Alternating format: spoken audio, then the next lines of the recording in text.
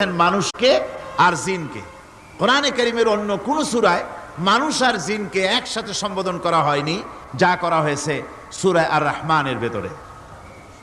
আর জিন হচ্ছে মানুষের পরই ইচ্ছা এবং শক্তি, চেষ্টা এবং শক্তি সম্পন্ন একটি জীব।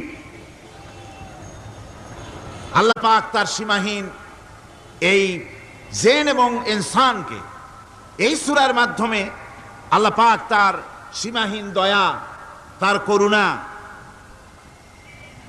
ইত্যাদি এই জাতিকে, জিন এবং মানুষকে বুঝাইছেন, এবং মানুষ আর জিন জাতি তাদের অসহায়ত্ব আল্লাহ পাক বুঝিয়েছেন।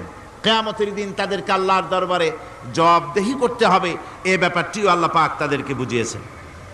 এছাড়া আরো একটি কথা এই সূরাটির ভিতরে পাওয়া যায়, সেটা হচ্ছে বোঝা যায়, সেটা হচ্ছে